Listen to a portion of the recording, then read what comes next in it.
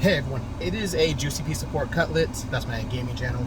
But I posted this on my actual personal YouTube channel. I need to start making videos for this. But the reason I am posting this video is because I saw the new Transformers 1 early access the other day, a week before it comes out in theaters. And I wanted to get my thoughts on it, okay? Because I have some really strong thoughts. I'm going to go and say it. I loved the movie. I thought it was really, really good for what it is. And it was great. I wouldn't say it's the best movie ever, but I would say out of all the Transformer movies I've seen, it is the second best Transformers movie. The first Transformers movie I thought that was really good was the original G1 movie. Like that movie was really good. But Transformers 1, it's just good. I don't want to do any spoilers, but I've seen a lot of comments about this movie and a lot of concerns a lot of fans have. And I would not say I'm like, a big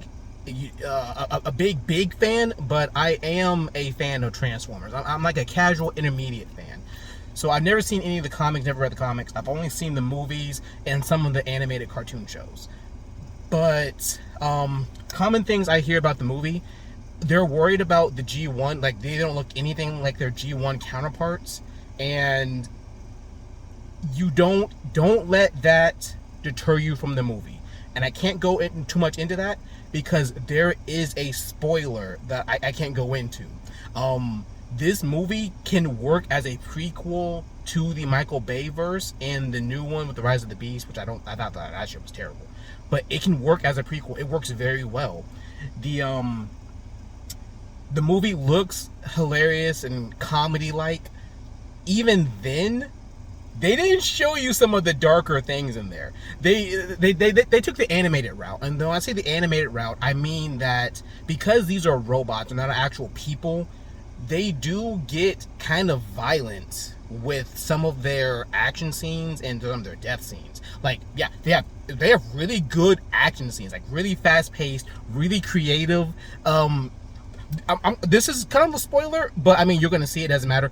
There is a Transformer that dies in mid-transformation. And I'm just gonna let you just decipher that as is. I did very creative wordplay on that. I'm gonna say it again.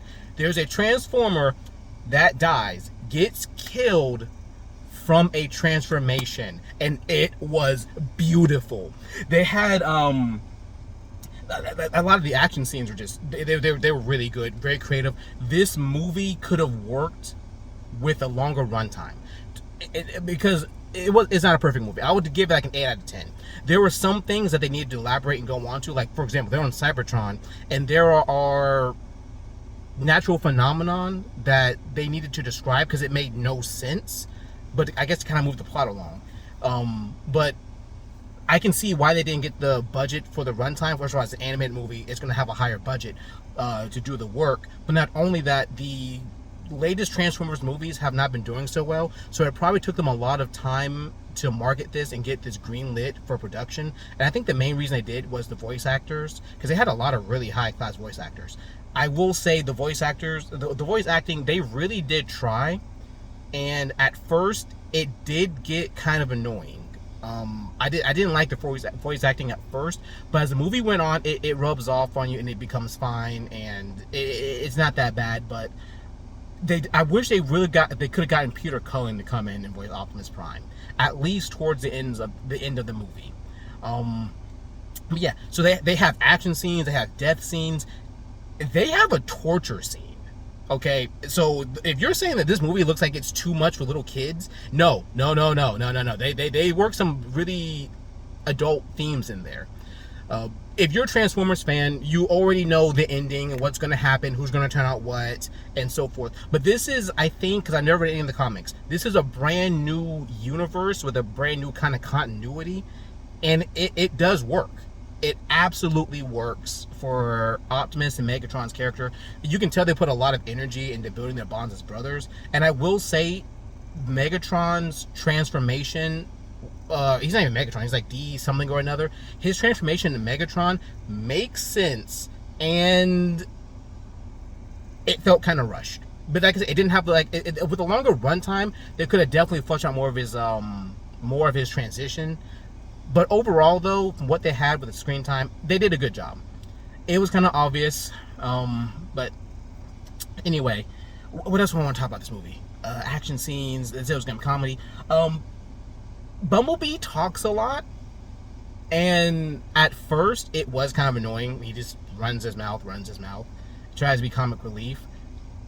But it works though. As the movie goes on, it works and it gets better. It becomes less annoying, and I can really see like the live action Bayverse movies with Bumblebee, because I never really noticed this, but Bumblebee actually talks a lot of smack, and I can see this Bumblebee in the Transformers 1 movie being, how do I phrase this? This is really hard to phrase.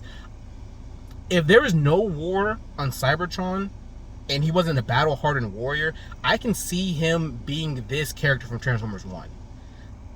So, like I said, his talking got annoying at first. Like in the first couple scenes that he appeared in, it was annoying. It made sense why he talks so much, because they at least explained that. But later on, it becomes fine. Ielita, let me tell you, if you're an Ielita fan, which a lot of y'all are Ielita fans, they did her right. She is an absolute badass in every sense of the word badass. She was literally the badassatron of the movie. I wanted more of her, but the scenes that we got were just fine. Optimus, I'm sorry, Orion. He's not Optimus. This is Orion Pax. Orion, he's, you can see the leadership traits there at times, and then in actual combat, he really does show off his creativity. He's really strong. Like, a lot of his action scenes were low-key badass moments. It is nice. I don't know what else to say about this movie, except for I really did like it. If you're a Transformers fan, go ahead and give it a try and actually watch it. I will be watching it again. I am going to watch this movie again. I'm probably going to watch this movie at least 3 or 4 times. I've watched every Transformers movie at least 3 or 4 times. Just to even support it. But I want a Transformers 2. I want more of this. It was great. The animation was actually really good all the way around, all the way throughout the movie.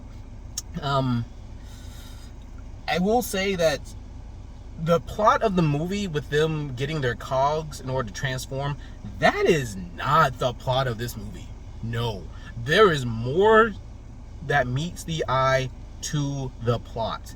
And even though the characters, when you see their names, you're going to know kind of what their background is, what's going to happen to them, and all the plot twists, it's still enjoyable to actually watch it happen. Like, Ryan Pax is going to come Optimus Prime, is going to become the leader of the Autobots.